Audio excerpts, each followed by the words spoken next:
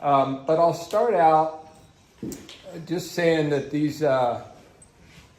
these fascinating birds have been in our landscape here for a couple million years, which is quite phenomenal when you think about that. So these guys in years, but in this form as a raven, about and I mean they've always been ravens or a corvid, but it was probably about 200,000 years ago that they were in this exact form. So they've evolved, but for 2 million years there was a bird that was similar to this raven, and so some of the history is that, and there's two ravens currently, two species in the continental United States. There's a common raven and there's a white-necked raven, and the white-necked raven is in the Southwest. And so they are one of the most incredible, intelligent and curious animals that we know of, really. And they are, the amazing thing is that they can remember faces for like 2 years. So I thought, and I got the opportunity to raise a raven, because another part of their history and facts, their natural history, is that they lay in a nest about anywhere from 4 to 10 eggs, but they can only take care of like 4 chicks. And so a lot of times I'll kick them out. And so a nest will, and it's illegal, so don't do it. But, but I was a kid, that was 100 years ago, and I got to do it. And we had a couple sections in New Mexico, and I was running out to the nest every day and checking to see if anything had gotten kicked out, because I knew there was I think 9 eggs in there, and I've seen as many as 10 eggs in a nest. So now I'll tell this way. So I've seen as many as 10 eggs and then as few as 4 eggs in a raven's nest. And they are just remarkable birds from a standpoint of they're very protective. They mate for life. There's a male and a female, and they both protect the nest. They both feed the chicks. They also can only raise, like I said, about 4, and that's in an area where it's really good forage, so they can, grab a lot of stuff. So, and they do better. They've really been prolific and problematic at times in this country, and part of that is they'll feed off roadway kill and things like that, so they can actually be more productive because they have a bigger source, because our cars get a lot of deer, and they're scavengers. So that's another part of their history. But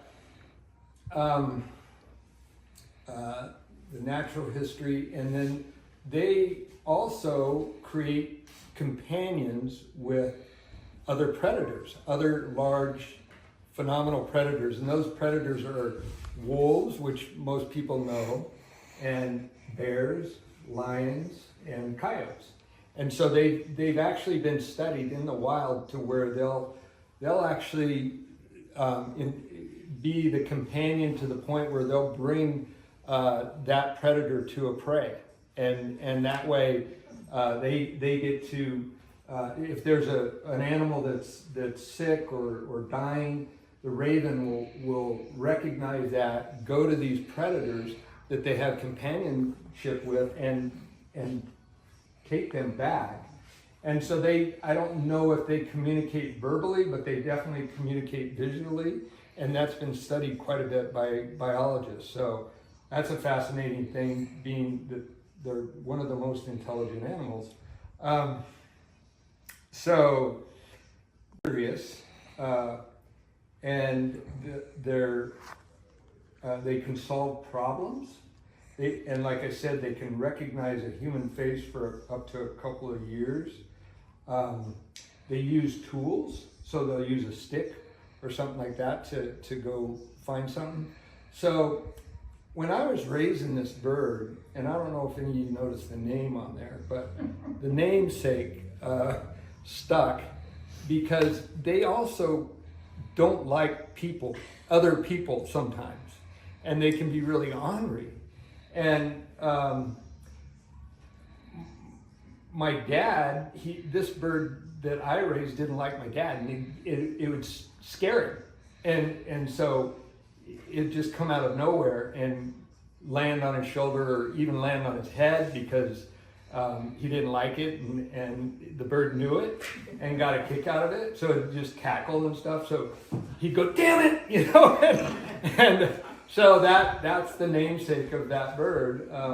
And I took it with me all the way up to college, and I would drive back roads and then follow my truck. Wow.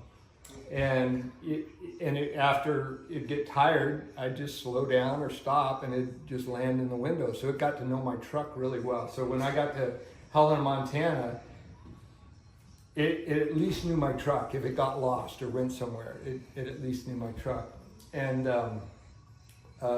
sometimes I would be in Helena somewhere at a stoplight, and damn it would just come flying and land in the window. And people were just like, what was that? What was that all about? So, and it was so much fun. Anyways, it was a fascinating bird. And so people ask me, and I don't want to be flippant about it, but people say, how long did it take you to do that sculpture?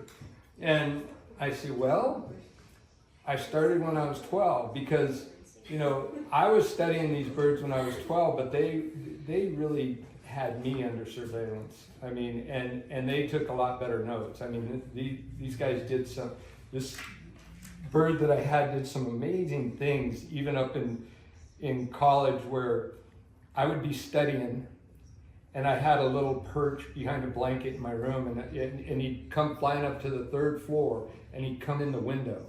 And I'd open the window and let him in, and obviously you couldn't have a raven. And he'd get in, and then I'd put him behind a blanket in the corner and shut it with the perch. And in the morning he'd be up moving around, but sometimes I'd be studying, not very often, but sometimes I'd be studying, and I had a pin, and this raven would come and steal it and take it, and I would look and I'd watch it, and it'd steal the pin because that was captivating my attention, so it wanted my attention, and it'd take it and stuff it under my pillow or something like that. And if I was watching it, the bird would I'd start to move towards the pillow, and the bird would take off and fly up to the pillow and grab it and take it, and run away or fly away, start flying around.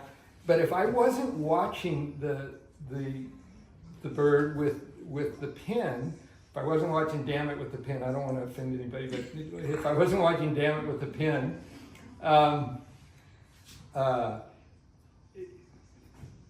not sure if it was a male or a female, but it did feel like, it felt like I was his partner or her partner, whichever one. And I never identified that. Maybe I thought about it or tried to, but I don't know if I ever figured it out. Because they're, what is the word? What's the word if the male and female are the same? They look the same like in geese. A species. Like What's that? Like geese. Yes. What's that? There's a term for it. It's like,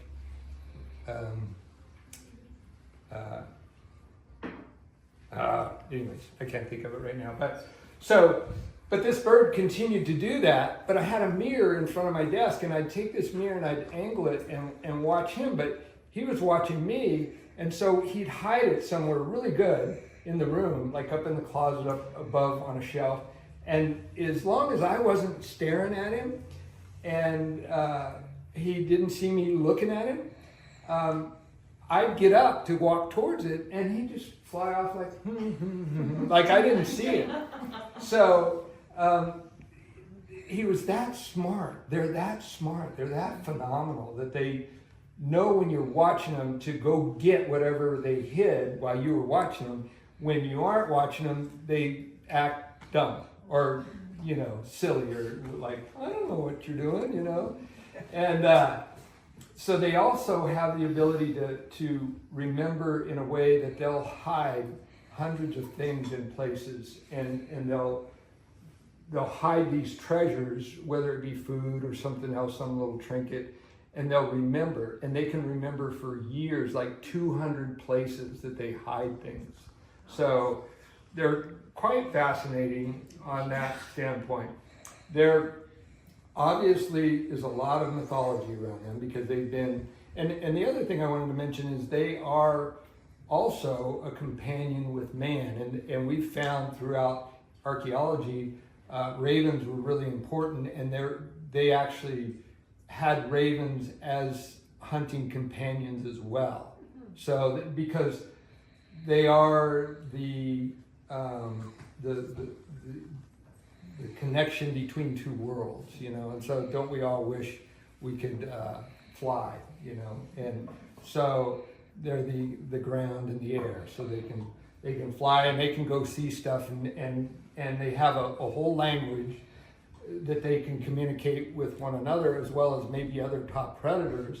And my bird, I could tell different sounds that it was making, and whether it was saying come on, or it was saying I'm scared, or what are you doing, I don't know where I'm at. There were different things that I recognized with this bird that was really fascinating, and excitement and playful, man, curious, and just doing stuff from a standpoint of just being playful. So I would feed it canned dog food, and I could shine the lid of the can at this bird when it was up in the sky. So it'd be way off, and I could get the sun and sort of try and direct, like the sun's over here, direct it towards the bird way up in the sky.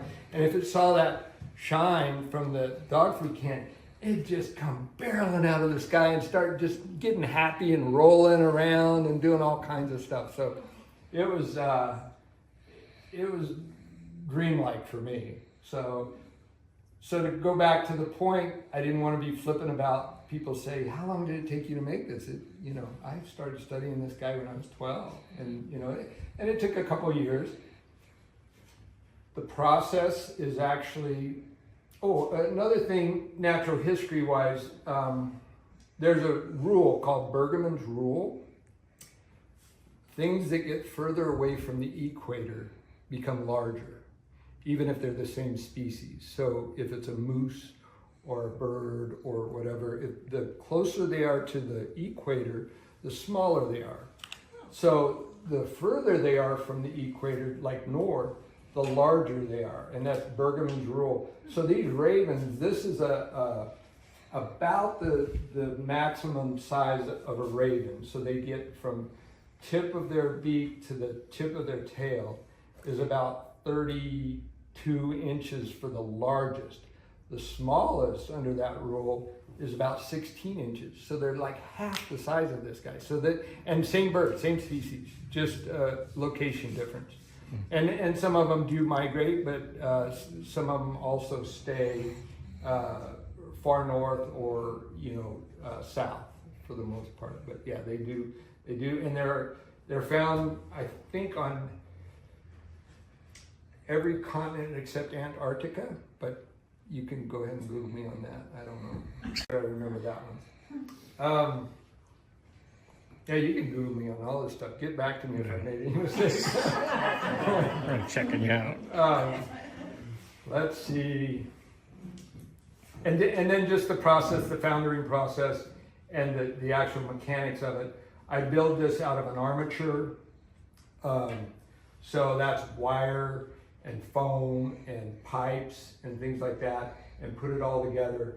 And then it goes to a process where you take a mold of it, and you mold this piece. And I hope we didn't start way too early. Oh, it is 5:33. I've got to do this again. Very fast. Because some places said 5:30, and said, "Come on in, you guys."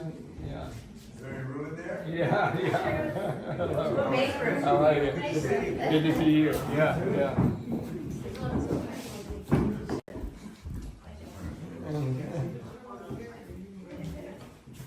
So the mechanics of making this, it probably took me a couple years, even though I started when I was 12, studying the raven and looking at the raven. But the mechanics of creating it, starting with a pipe, starting with an armature, and I like to let it sit and to visit with me and watch, this bird. And so I would tell it good night. I would tell it good morning when I walk into the studio, and it just taught me a lot when I was working with it, and then really working towards getting the composition and the attitude and everything else correct on it was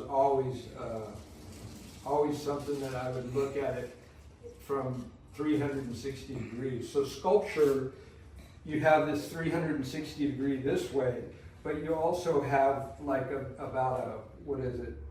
Would it be 180 that way? So you have 180, so you have all these different angles. So a lot of times, if I'm looking at a sculpture and something that I'm working on, I may not ever see that specific spot again because it's horizontally and vertically that I'll be looking at something, and if I see something, I'll make a mark or something like that to get back to it. But so, and continually working with it where I'm feeling the attitude, the stance, the whole aspect of the piece. So let's see. Tell me, start with clay. It's not bronze. I start with clay. So the armature is the pipe and the wires, and sometimes I'll use foam to fill in, and then sculpt it in clay, and then it goes to the foundry, and it goes through about a 9-step process. So one of the big aspects of my work that comes back to your question was, what was the first thing you sculpted?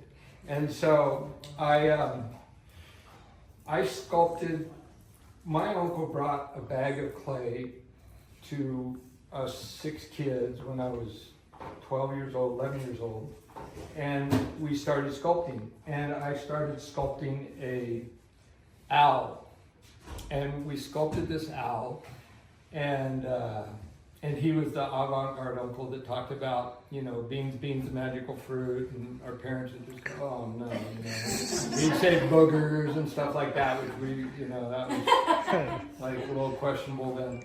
But he inspired me, and he inspired me, and we took this owl and I put a wizard cap on it, and I never knew how profound that was until now, and that was that nature carries wisdom, huge wisdom, and for me that's it. I mean, we live on this little ball, and we are connected greatly to nature. So and it carries a lot of wisdom if we could hear that. So the owl with the wizard cap, that came to me just a few years ago, and I went, whoa. So the same thing with this raven.